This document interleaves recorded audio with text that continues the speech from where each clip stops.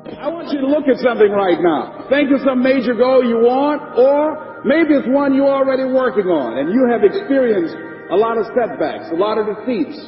You've experienced a lot of disappointment. Maybe you've already given up. And maybe you just need a little fire, a little encouragement to get back in the game again. Here's what I want you to look at. There are winners, there are losers, and there are people who have not discovered how to win. And all they need is some coaching. All they need is some help and assistance, just a little support.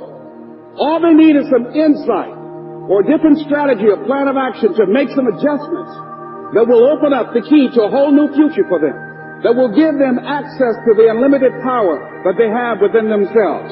That's all that they need. So what I want you to do is think about something you want for you, that's real for you, that's important for you, that will give your life some special meaning and power. And I don't even want you to say, I can do that. I don't want you to assume that. See, 5 years ago when I started out in this area, I would not have been able to make the mental leap that I would be up to where I am right now. I don't want you to begin to just psych yourself out. No. I want you to be able to say something to yourself that will enable you to maintain a level of integrity with yourself. That when you say this, even when you face tremendous setbacks, it will be a benchmark to keep you in the game, to keep you moving forward and experimenting and readjusting your strategy and your plan of action, continuously looking for ways to win. So what is that something? When you got an idea you want to move on, you might not have the money, you might not have the education, you might not have the support or the resources you need.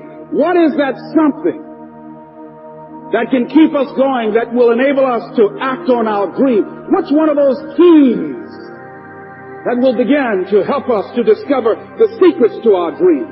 Here's what I want you to repeat after me, please, with power and conviction. Say, it's possible. That's all I want you to do when you look at your dream. Just say to yourself every day, it's possible. Just say that every day to yourself, it's possible. Because what does that do? See, it begins to change your belief system. See, the way in which we operate, ladies and gentlemen, it's a manifestation of what we believe, what's possible for us. Whatever you've done up to this point, all that it really is a duplication, it's a reproduction of what you believe subconsciously that you deserve and what's possible for your life. Most people operate out of their personal history, out of their memory, things they've done, things they've experienced, things they've seen, things that they have observed. What I'm suggesting that you operate out of a larger vision of yourself. I want you to see yourself doing what you want to do, experiencing what you want to experience, having what you want to have, doing what it is that gives your life some meaning and value. Operate out of your imagination, not your memory. Because whenever you look at where you want to go, I'm wanting to warn you, you will have some conversation back here after you go through the data that you've experienced in life saying you can't do it. And so what you want to begin to do is ignore that inner conversation. Well, most people, ladies and gentlemen, when something happens to them, what they do is they begin to believe that that's the way it is. That's the way it's always been. And they can't see the possibility of it being any different. Example. Before April 1954, the common belief, the universal belief, because it had been tried again and again and again and people had failed, the belief was that man was not physically capable of breaking the 4-minute barrier, that he could not run a mile in less than 4 minutes. That was the belief on the planet. It had never been done. But here's what happened, ladies and gentlemen. Roger Bannister came along, and he broke the 4-minute barrier. Now here's what's significant about that. Since that time, up to this day, over 20,000 people have done it, including high school kids. What changed? 20,000 people, what changed? Here's what happened when they got on the track. They knew it had been done. And because they knew it had been done, there was a new belief about this barrier. about this goal that was unreachable. And those 20,000 people got in the race believing, knowing in their heart that someone had done it, that it's possible that they could do it. And I'm saying that if you know anybody that had some goal, some dream, something they wanted to do, and they did it, then I'm saying that you know in your heart that if someone has done it, then you can do it. It's possible. And that if someone can make their dream become a reality, that it's possible that you can make your dream become reality. And so as you begin to look at where you want to go, beginning to embrace that, it's possible. I'm blessed and highly favored. I've got a lot going for me. I've got some good stuff in me. And it's possible that I can bring my greatness out here in the universe. That I can do what I want to do. It's possible I can write my own book. I can have my own business. I can take the trip and travel around the world. It's possible. I can bounce back from adversity and reinvent my life. It's possible. Regardless of where I am, the things can get better for me. It's possible. I'm thinking about two men right here in Chicago who are fairly successful, similar background, educated.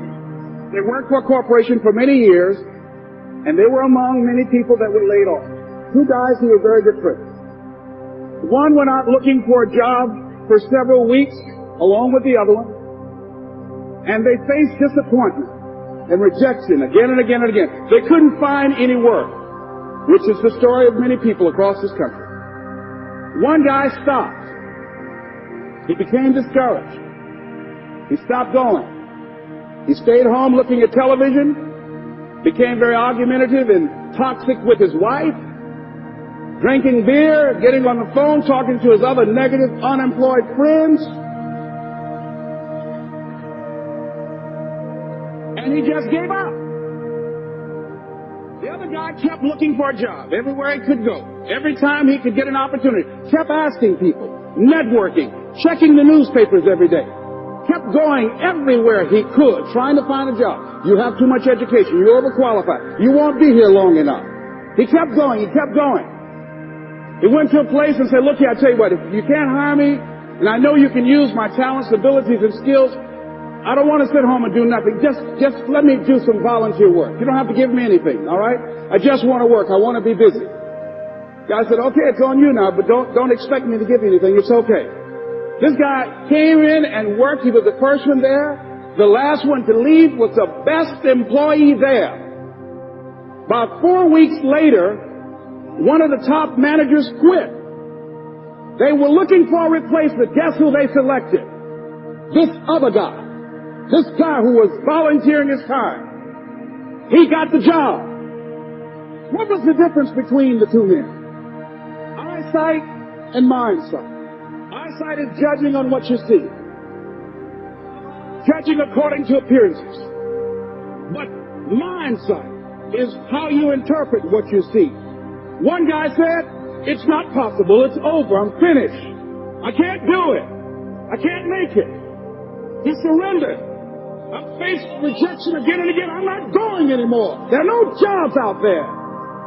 But this other guy, he felt that in spite of the no's and rejections, in spite of how bad the economy is, in spite of what the newspapers are saying, that it's possible that somebody somewhere will give me a job. He just kept going, thinking it was possible. Guess what, ladies and gentlemen? That's what we have to do with our dreams.